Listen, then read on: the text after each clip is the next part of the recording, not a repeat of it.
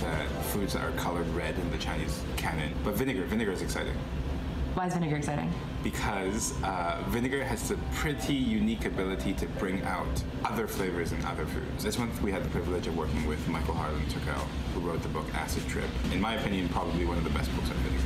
And you bring different chefs in each time, right? Different chefs each time. The format is always Chinese X something else. In this case, X is vinegar. So we just see what the confluence of Chinese cuisine and vinegar is. And we start looking at examples. In this case, because it was so technique forward, we're looking at preservation, we're looking at protein coagulation. What is something that people might find surprising about the Chef's Table experience? Restaurants open for service while we do Chef's Table. That's what's fun. So half the restaurant is all fast casual, Half and of then people, yeah, the other half are eating off of China and getting lectured to by a 25-year-old.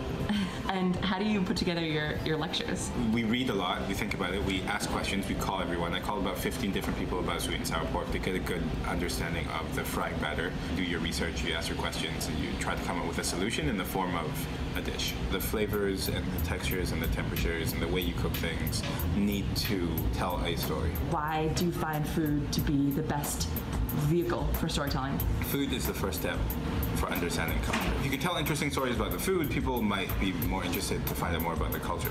One of my favorite things about doing Chef's Table is tackling dishes like egg drop soup that you don't think about, but use specific techniques to tell a more complicated story.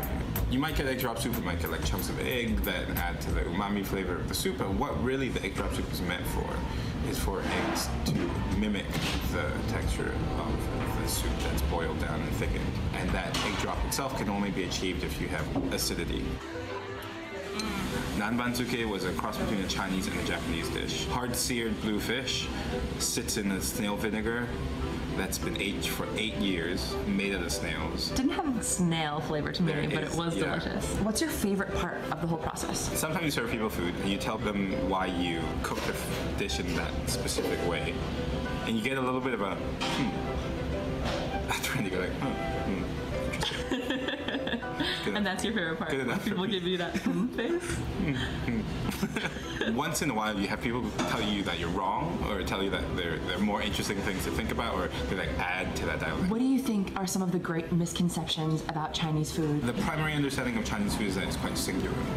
It's always based off of sugar, MSG, cornstarch, and that everything is deep fried, stir fried. When I was living in China, I was completely blown away by the regional cuisines and how they are so disparate that you couldn't even recognize them as Chinese if you grew up eating the Chinese food that I grew up eating. Yeah. What do you want people to walk away with? The Chinese food is pretty interesting. Chinese food is a good starting point.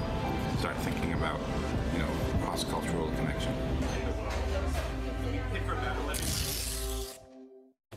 Elle, I'm so fascinated by him. What a great story. Absolutely. So at 16 years old, he opened his first restaurant. How was that possible? Age 16. Was he in school still, or what was going on? He was in school. He was in Hong Kong, where he was born and raised, and he and his friends got together and just started serving these intricate multi-course dinners. They actually found their space in the basement of an abandoned newspaper factory. They were in the cellar and like, this looks good. I'm not even sure how that worked, but they ended up coming together with all these different Hong Kong themed dishes and serving that. And he said he just, got hooked, and from then on just never stopped. So where do these dinners pop up, and how do we know where they're held? So these dinners, while the restaurant Jinzi Kitchen has multiple locations, several in New York City and also one in New Haven, Connecticut, these dinners are all at their Morningside Heights location, which is uptown, and you can find all of those details